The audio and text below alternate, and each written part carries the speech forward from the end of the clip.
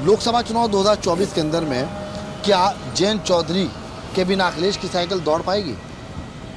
मैंने आप ये मानते हैं कि प्रदेश में साइकिल दौड़ रही है हमारे? हैरत है। देखिए,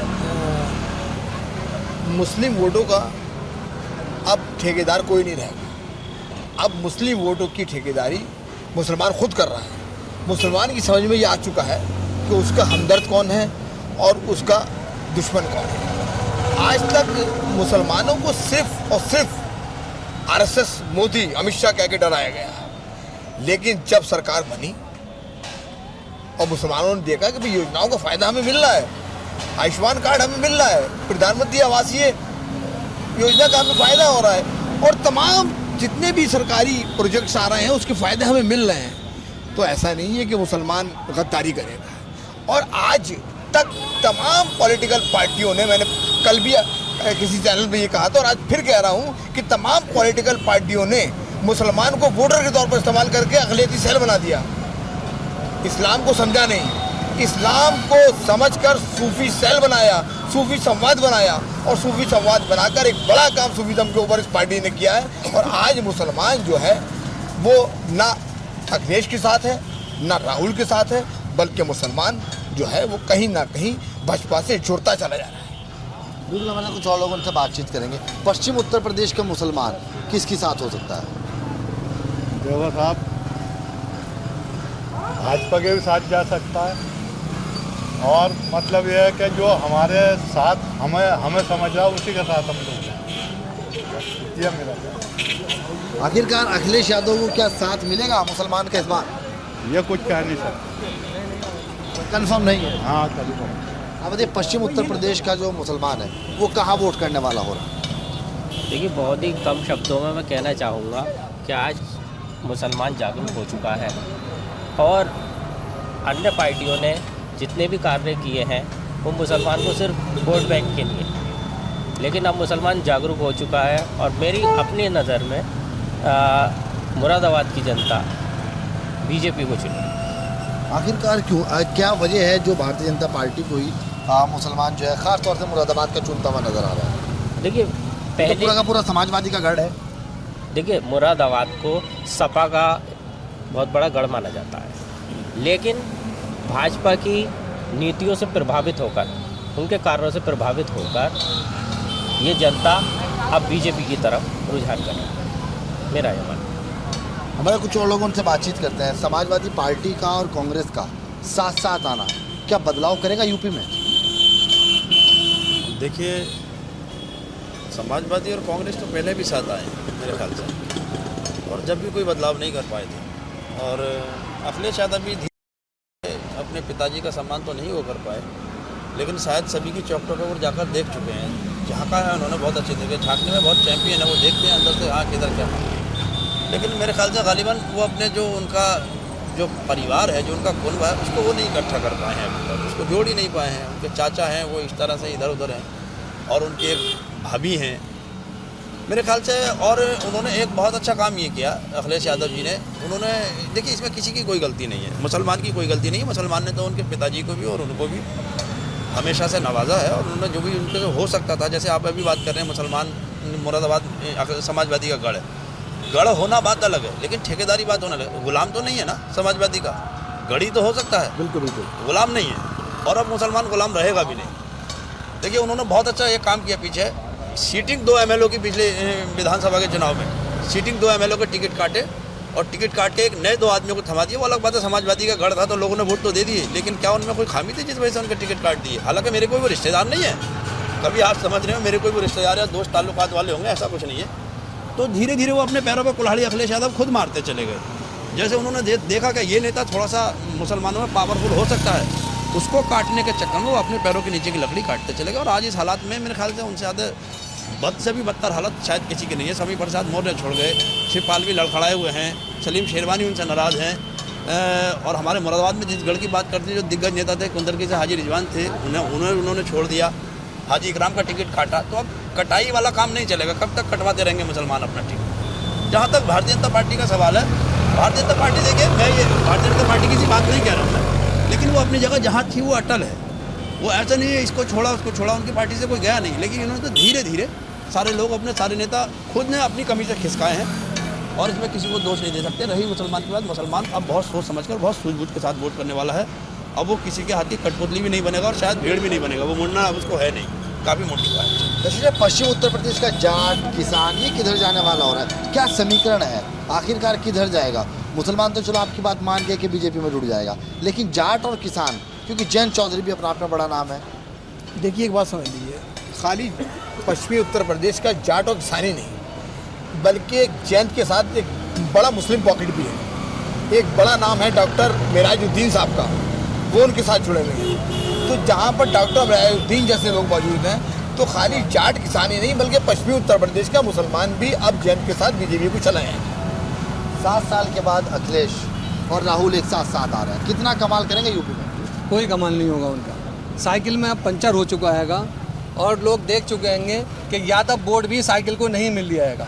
अब कौम प्रस्ती वाली बात ख़त्म हो चुकी है कि सिर्फ सरकार बनेगी बीजेपी की, वोट समाजवादी पार्टी का ख़त्म हो चुका हैगा और बीजेपी को अब मुसलमान वोट देने के लिए तैयार है। अगर बीजेपी थोड़ा भेदभाव ख़त्म कर दे, मुस्लिम वोट को थोड़ा सारा वो आगे ले ले और ये तासुब ख़त्म कर दे, तो बेशक सारे मुस्लिम एक तरफा आ जाएंगे, बीजेपी के साथ आ जाएंगे। मुरादाबाद में समाजवादी पार्टी का एक अच्छा खासा होल्ड रहा है, लगता हुआ बिल्कुल रामपुर से में आजम खान साहब भी थे आपके, तो क्या इफेक्ट पड़ने वाला है? स्टेशन साहब तो खुद यहाँ पे सांसद हैं। कोई इफेक्ट पड़ने वाला नहीं है। ना समाजवादी पार्टी का जो गढ़ था वो ख़त्म हो चुका है, क्योंकि उन्होंने कोई काम ऐसा नहीं करा मुसलमानों के लिए जिससे उनको कोई वोट मुसलमानों को मिले। उनको ज़्यादा वोट नहीं मिली, अब मुसलमान वोट क्या मिलेगा उनके लिए? किसी का उन्होंने साथ नहीं दिया मुसलमान का। आजम खां को उन्होंने अकेले को ही चक्की पीसने के लिए जेल में डलवा दिया, उनके साथ नहीं खड़े हुए। वो चाहते तो आजम खां जेल नहीं जा पाते अगर वो कोशिश करते। उन्होंने कोई कोशिश नहीं करी, उन्होंने ये सोचा कि इनको जो हो रहा होने तो मुस्लिम वोट ये उनके हाथ से जा चुका है। सपा ने गठबंधन करके कांग्रेस के साथ बड़ा खेल कर दिया, जो 5 सीटें हारी हुई थी, गाजियाबाद, सहारनपुर, ये सभी सीटें कांग्रेस को दे दी। ऐसे में जीत पाना कांग्रेस के लिए कितनी बड़ी चुनौती है? नहीं, जब गठबंधन हुआ है तो वोट बैलेंस बढ़ेगा। उसकी वजह यह है कि पहले अब जैसे यहाँ से कांग्रेस का जनाधार काफ़ी बढ़ चुका है, 3500 वोटों से कांग्रेस को हारे कांग्रेस के प्रत्याशी, तो 13,000 वोट समाजवादी पार्टी को आए। अगर ये दोनों गठबंधन एकजुट होके प्लस 3500 वोटों से हारे हैं, ये अगर गठबंधन मेयर में भी हो जाता तो काफ़ी फ़ायदा होता। समाजवादी का जनाधार नीचे गिरा है और कांग्रेस का जनाधार ऊपर उठ रहा है। खासतौर से पश्चिम उत्तर प्रदेश की अगर बात की जाए, क्योंकि पश्चिम के इलाके में मौजूद है, मुरादाबाद की अगर हम बात करें तो मुस्लिम समुदाय का जो वोट है वो किधर जाने वाला हो रहा है? 24 की मुसलमानों का वोट जो है ज़्यादातर जो है कांग्रेस के खाते में जा रहा है। यूँ कि सारी पार्टियों को देख लिया लोगों ने, मगर कुछ फैज़ नहीं पहुँच रहा है। आपने देखा भारत जोड़ो न्याय यात्रा में मुरादाबाद, अलीगढ़, संभल, अमरोहा सभी जगह काफ़ी बड़ी तादाद में लोग शामिल हुए। यूँ कि लोग जो है नफ़रत से बचना चाह रहे हैं, मोहब्बत की दुकान खोलना चाह रहे हैं। जो राहुल गांधी न्याय यात्रा लेके चल रहे हैं, नफ़रत छोड़ो, भारत जोड़ो न्याय यात्रा। मैंने मुरादाबाद का राहुल गांधी की जो भारत जोड़ो न्याय यात्रा उसको खुद कवर किया।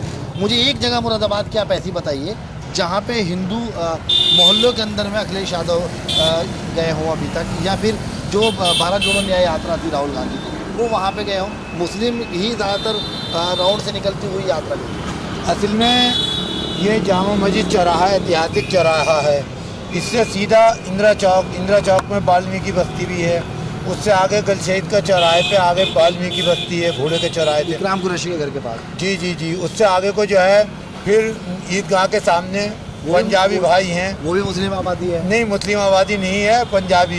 ईदगाह के आसपास में सब पंजाबी हैं, हिंदू भाई। उससे आगे जो है दोनों साइडों में पुल पे वो सैनी समाज के लोग हैं, तो खाली मुस्लिम ही आबादी कहाँ हो गई? लेकिन आपकी मुस्कुराहट तो और कुछ भी बता रही है। नहीं, मुस्लिम आबादी कहाँ से हो गई बताइए? आगे 10 पुलिस चौकी के पास हिंदू समाज के लोग हैं। नहीं, अभी मैं भाई एक बात बोल रहे थे, मोहब्बत की धारा की बात कर रहे थे, दुकान खोलेंगे। तो एक बात समझ में नहीं आती, अगर मुसलमान या हिंदू या सिख या ईसाई अगर कांग्रेस में है, समाजवादी में है तो सेकुलर है, बीजेपी में जाते कॉमनर कैसे हो जाएगा? मतलब ये अजीब डराना जो है वोटर को, ये कह के कि पता नहीं, ये बस अजीब सी राजनीति हो रही है। और जहाँ तक हारी हुई सीटों की बात है, देखिए एक बात बता दूँ, जो इलेक्शन आने वाला है वो बड़ा इनकलाब लाने वाला है। कल तक मुसलमानों का नेता अखिलेश जी हुआ करते थे, मुलायम सिंह हुआ करते थे, इंदिरा गांधी होती थी, राजीव गांधी होते थे, लेकिन आज मुसलमानों के नेता अब मोदी जी और अमित शाह होने जा रहे हैं। ये ऐलान इस इलेक्शन के अंदर हो जाएगा। किसान जाट चौधरी किधर जाएगा? देखिए, मैं खुद एक किसान का जहाँ तक मेरा सवाल है, देखिए जयंत चौधरी को आप ये तो मानते हैं, वो जाटों के नेता तो कहीं ना कहीं मेरे हिसाब से गालिबन है और उनके साथ वोटर है भी, तो जाहिर सी बात है जिससे उन्होंने अलायंस किया वो उनके साथ वोटर जाएगा। अब रही बात इसके कांग्रेस की, कांग्रेस के साथ जहाँ तक दुकान खोलने का सवाल है, वोटर के रुझान का सवाल है, क्यों जाएगा वोटर? आज से 30-35 साल पहले आप देखिए, 30-35 साल पहले जो जिस तरीके से आज बीजेपी से डराया जाता है मुसलमान को, उसी तरह से पहले कांग्रेस को डराया जाता था। हम छोटे थे, मैं देखता था कोई कांग्रेस को वोट करता था, लोग कहते अरे तुम मुसलमानों के कांग्रेस को वोट कर रहे हो। अरे भाई वोट है, ये तो मत का अधिकार है, मतदान किसी को भी कर सकता है आदमी। ऐसे ही आज भी डरा जाता है। जैसे कशिश भाई ने कहा कि डराने की कोशिश बहुत ज़्यादा है इसमें, और मेरे ख्याल से उससे बहुत ज़्यादा कोई फर्क नहीं पड़ने वाला। कांग्रेस का और समाजवादी का बेड़ा तो पार नहीं लगेगा, क्योंकि अखिलेश यादव में बहुत ज़्यादा अकल है नहीं मेरे ख्याल से। अखिलेश यादव की तो बिल्कुल समाजवादी की अगर बात की जाए तो माना जाता है कि मुस्लिम की पार्टी बन के रह गई है। मुस्लिम की भी तो नहीं बनी ना, बात दिक्कत तो वही है। मैं वही बता रहा हूँ, अगर अखिलेश यादव मुस्लिम की पार्टी भी अगर बन जाते कहीं ना कहीं तो लोगों को लगता, लेकिन वो उनके डैडी मुलायम सिंह यादव जरूर हुआ करते थे, जो मुसलमानों के कहीं ना कहीं अगर हमको मान लें के हितैषी थे, लेकिन अखिलेश यादव ने तो कहीं से मुसलमानों के भी नहीं हो पाए। 2024 का जो चुनाव है, माना जाए कि देश के प्रधानमंत्री एक बार और नरेंद्र मोदी बन जाएंगे बड़े आसानी के साथ में। जो नारा दिया है 400 पार पूरा होगा। 400 पार की तो मैं बात नहीं करता, लेकिन जो हालात अभी इस वक्त बने हुए हैं और हमारी लोगों से बात भी हो रही है, तो हम अगर देखें अपने ये जो मुस्लिम कम्युनिटी है, वो कहीं ना कहीं उनका रुझान, मैं परसेंटेज की बात भी नहीं करूँगा क्योंकि ये सब झूठे दावे और झूठी बातें होती हैं। देखिए, ये तो आप लोगों का काम है, आप लोग अच्छा सर्वे कर लेते हैं हम लोगों से, लेकिन मैं ये जरूर कहूँगा कि हाँ, पार्टी की सरकार आ जाएगी, नरेंद्र मोदी तीसरी बार प्रधानमंत्री बनने का शायद काम करेंगे, ऐसा मुझे विश्वास है। ये बताइए कि पश्चिम उत्तर प्रदेश का जो मुसलमान है वो कहाँ जाएगा? अभी अगर बात करें जयंत चौधरी, अखिलेश यादव, राहुल गांधी, इसके साथ साथ में चलिए मैं AMIM के सज्जन ओवैसी को भी जोड़ लेता हूँ, क्या कहेंगे? देखिए, आने वाला वक्त जो है वो MI की टक्कर और फूल की टक्कर ही रहेगी, क्योंकि मुस्लिम वोट जो है अब तो जो 2024 का है ये तो मोदी जी को जा रहा है, लेकिन जो आने वाला वक्त होगा वो MI का रहेगा और हम मुस्लिम वोट टोटल वहीं जाएगा, क्योंकि मुस्लिम ही देखता कि हमारा कौन हमदर्द है। बीजेपी थोड़ी सारी हमदर्दी दिखाती है, लेकिन ये काट पे हमेशा रहती है मुसलमानों की। तो अगर ये लोग काट करना ख़त्म कर दें तो टोटल वोट बीजेपी को ही मिल जाएगा मुसलमान का, लेकिन ये लोग इस चीज़ से बाज नहीं आते हैं। लेकिन फिर भी अच्छा खासा वोट मुस्लिम जो है वो बीजेपी को मिल रहा है अब के से। और जो 400 पार का नारा है इनका, वो लगता है कि 400 इनकी सीटें आ जाएंगी, 400 सीटें इनकी पार कर जाएंगी। मतलब कुछ और लोग हैं, क्या भारतीय जनता पार्टी मुस्लिम कार्ड खेलेगी इस बार? तुम्हें लग रहा है, ऐसा महसूस देता है? और पश्चिम उत्तर प्रदेश का मुसलमान किधर जाने वाला होगा?